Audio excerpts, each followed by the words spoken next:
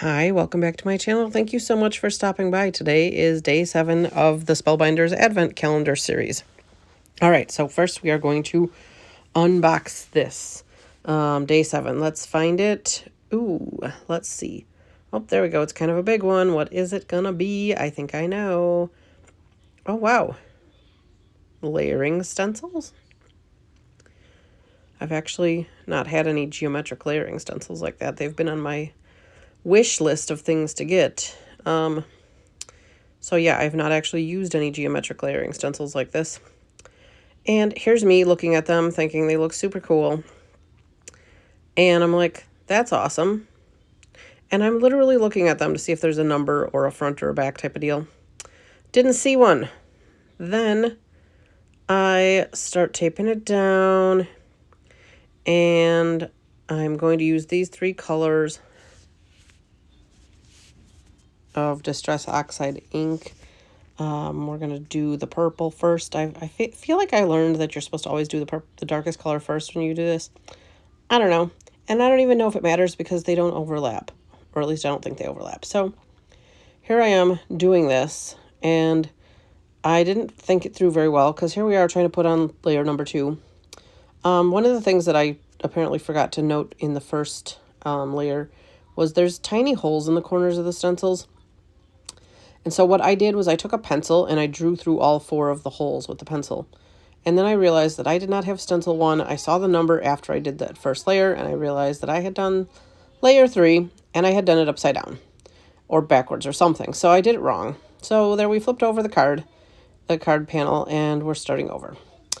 Yeah, there's the number right there in the corner on the right. Yep, my mistake. So we're going to give this another shot. And the whole reason I left that blooper in there, and I'm sorry right now if you guys can hear my daughter in the background. She's showering, and she loves to sing in the shower, and I am in my office, which is next door to her bathroom. That's what you get when you have a 4-year-old. So the reason I left my bloopers in is because I just want people to realize that, like, you know, crafting is crafting, and it's art, and it doesn't, you know, it's not like a make it or break it situation. If you do something and it doesn't turn out the way you think it will, you can always use the other side of the paper, or you can throw it away and get a new piece of paper, because that's all it is. It's paper.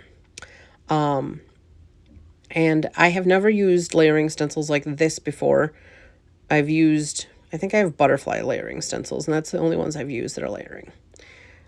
So I don't really have much experience with this. I assumed there should have been numbers, but I didn't see them at first. So I guess that's what I get for not looking closely. And I'm trying real hard not to go over the edge of the stencil onto my white cardstock, but I'm not succeeding so very well. That's why I was using that Post-it note there on the edge. I should have put tape on all 4 sides of the stencil, I guess, to keep it nice and crisp and clean, but oh well. Because my thought was that I was just going to do the stencil on the front of the card, and then that was going to be that for the decoration on the front of the card. But I didn't do so hot at not getting it over the edges of the stencil. I need to perfect my skills, or maybe get smaller blending brushes for things like this. Smaller blending brushes would probably be helpful because it's kind of like with this small stencil, it's very detailed work. So yeah, that's the thought process. And here we are blending, blending, blending. And I will say that how I have my blending brushes stored off to the left there, it's like so pretty to me. Seriously, so pretty. But you know what? I was trying to keep them stored on my craft desk, and my kitty cat comes up on the desk and chews on them if I leave them on the desk. So I have to put them in a drawer, which makes me really sad.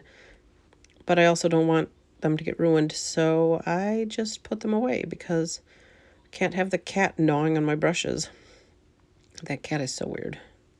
Are all cats that weird? I used to have a cat that reminded me a lot of a dog. She was the best cat in the whole entire world. But yeah. All right, so we're finishing up with the green on the 3rd stencil, and I did line up the dots in the corner of the stencils to make sure it was exactly in the right spot. Can't believe we're already on day 7 of the Advent series. I feel like it's gone so fast already. So cool.